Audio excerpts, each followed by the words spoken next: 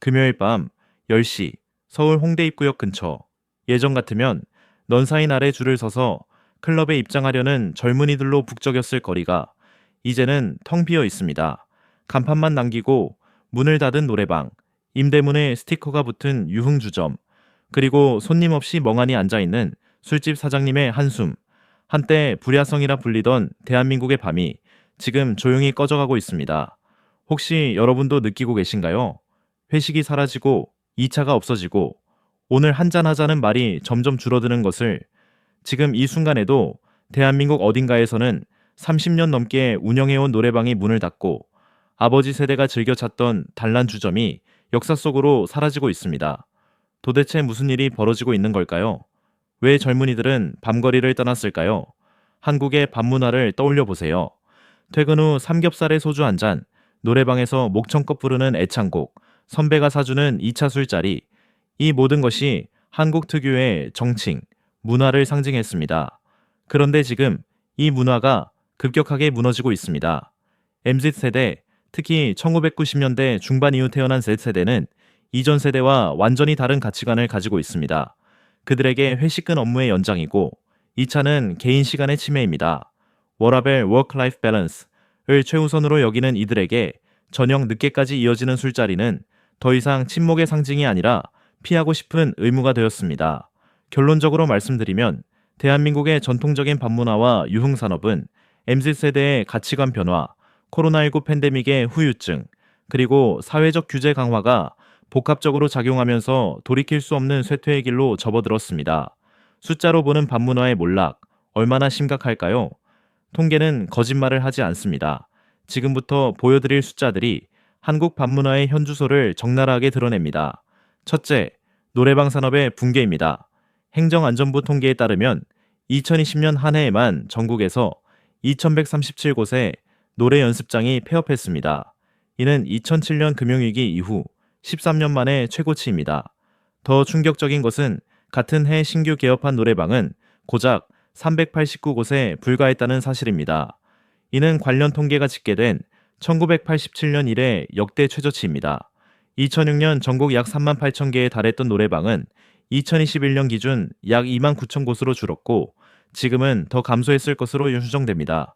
둘째, 유흥주점의 대량 폐업입니다. 한국경제신문의 분석에 따르면 코로나19 2년 동안 노래방, PC방, 유흥주점 등에서 약 1만 3천 곳이 문을 닫았습니다.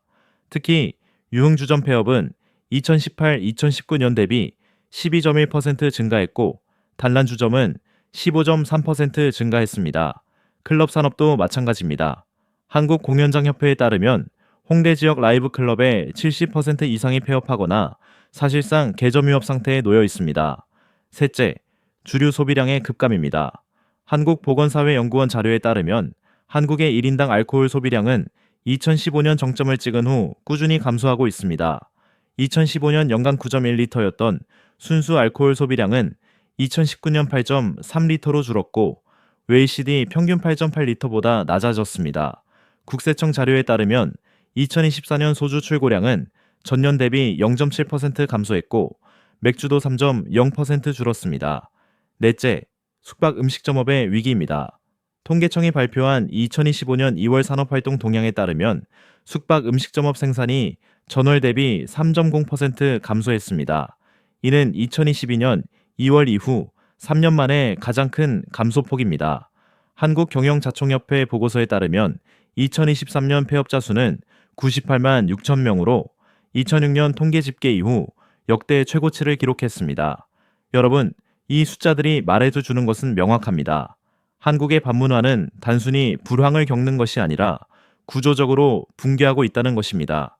무엇이 밤문화를 죽이고 있을까요? 밤문화의 몰락은 하루아침에 일어난 것이 아닙니다. 여러 요인들이 복합적으로 작용했습니다. 하나씩 살펴보겠습니다. 첫째, MZ세대의 가치관 변화입니다. 잉크루트 설문조사에 따르면 MZ세대 직장인들이 원하는 회식 문화 1위는 시간 단축과 1차 마무리였습니다. 2위는 소규모 인원 회식, 3위는 점심 회식이었죠. 특히 MZ세대는 음주 없는 점심 회식을 선호한 반면 40, 50대는 저녁 음주 회식을 기대하는 것으로 나타났습니다. 이 세대 차이가 회식 문화 자체를 무너뜨리고 있습니다. MZ세대에게 회식은 친목이 아니라 업무의 연장일 뿐입니다. 그들은 퇴근 후 시간을 자기 개발이나 개인 취미에 투자하길 원합니다. 둘째, 코로나19 팬데믹의 결정타입니다. 2020년부터 시작된 집합금지 명령은 유흥업소에 치명타를 날렸습니다. 노래방, 클럽, 유흥주점은 고위험 시설로 분류되어 몇 달씩 영업을 중단해야 했습니다. 월 매출 0원인 상태에서 임대료만 나가는 상황이 이어졌고 많은 업소가 버티지 못하고 문을 닫았습니다. 더 심각한 것은 코로나 이후에도 사람들의 습관이 바뀌었다는 점입니다.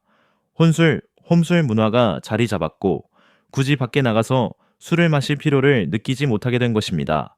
셋째, 김영란법의 영향입니다. 2016년 시행된 청탁금지법, 일명 김영란법은 접대 문화에 직접적인 타격을 입혔습니다. 신한카드 빅데이터 분석에 따르면 김영란법 시행 후 유흥주점의 법인카드 이용이 5.7% 감소했습니다. 국세청 자료에 따르면 김영란법 시행 후 3년간 기업의 접대비 지출이 4,200억 원가량 줄었습니다. 기업당 평균 접대비는 2016년 8억 7,200만 원에서 2019년 6억 3,700만 원으로 감소했습니다. 접대 문화의 위축은 고급 유흥업소의 몰락으로 직결되었습니다. 넷째, 52시간 근로제의 영향입니다. 2018년부터 시행된 주 52시간 근로제는 회식 문화를 바꿨습니다. 한국경제신문 보도에 따르면 주 52시간 근로제가 시행된 2018년 한 해에만 전국 노래방이 1,600개 감소했습니다. 저녁이 있는 삶을 추구하게 되면서 퇴근 후 2차, 3차로 이어지는 회식이 자연스럽게 줄어든 것입니다. 마지막으로 1인 가구의 증가와 혼술 홈술 문화의 확산입니다. 통계청에 따르면 2020년 1인 가구는 전체 가구의 31.7%인 664만 3천 가구에 달합니다. 특히 MZ세대 20, 30대 1인 가구는 5년 새 약 29% 증가했습니다. 이들은 집에서 넷플릭스를 보며 혼자 술을 마시는 것을 더 선호합니다. 편의점 주류 매출은 증가하는데 술집 매출은 감소하는 역전 현상이 일어나고 있습니다. 만약 이 추세가 계속된다면 우리 사회는 어떻게 변할까요? 여러 가지 시나리오를 예측해 볼 수 있습니다. 첫째, 대규모 실업 사태가 발생할 수 있습니다. 유흥업소, 노래방, 술집, 그리고 그 주변의 택시, 대리운전, 편의점, 야식 배달업까지 밤 경제에 의존하는 일자리는 수십만 개에 달합니다. 이들이 한꺼번에 무너진다면 특히 저학력 고령층 노동자들이 큰 타격을 받게 됩니다.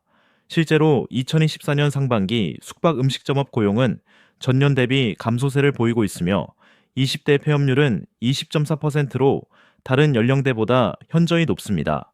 둘째, 상권의 공동화 현상이 심화될 것입니다. 홍대, 이태원, 강남 등 한때 불야성을 이루던 거리가 점점 비어가고 있습니다.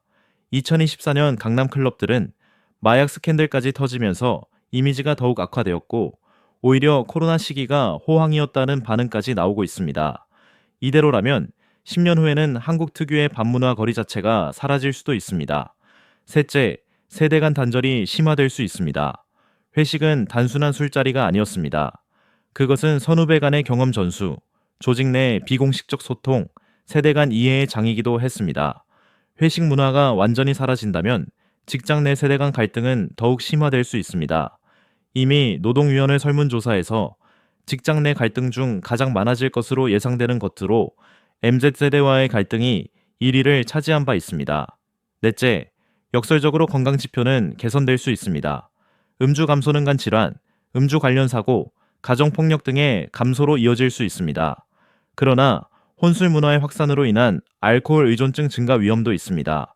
전문가들은 혼자 술을 마시면 절제가 어려워 오히려 고위험 음주로 이어질 수 있다고 경고합니다. 마지막으로 새로운 형태의 교류 문화가 등장할 것입니다. 2024년에서 2025년 기업들의 트렌드를 보면 전통적인 회식 대신 원데이 클래스를 활용한 팀빌딩이 인기를 끌고 있습니다. 도자기 만들기, 요리 클래스, 방탈출 게임 등 술 없이 함께 체험하는 활동으로 회식이 대체되고 있는 것입니다.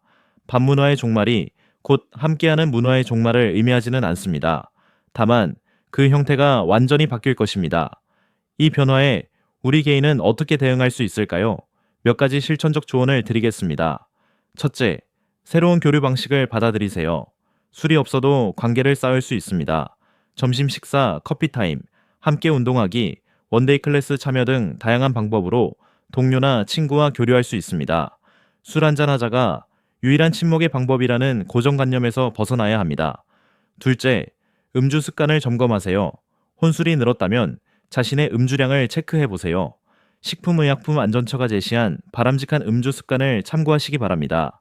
낮은 도수의 술 마시기, 빈속에 마시지 않기, 천천히 마시기, 술자리는 1차로 충분하게 마무리하기 등입니다. 밖에서 마시던 술을 집에서 마신다고 해서 건강에 좋은 것이 아닙니다. 셋째, 유흥업 종사자라면 업종 전환을 고민해 보세요. 안타깝지만 전통적인 유흥산업의 회복은 어려워 보입니다. 만약 이 업계에 종사하고 계시다면 관련 경험을 살릴 수 있는 새로운 분야를 모색해 보시기 바랍니다. 이벤트 기획, 요식업 컨설팅, 체험형 엔터테인먼트 등 인접 분야로의 전환이 가능합니다. 넷째, 세대 간 소통을 위해 노력하세요. 기성세대라면 MZ세대의 가치관을 이해하려고 노력하시고 MZ세대라면 기성세대의 경험과 지혜를 존중해 주세요.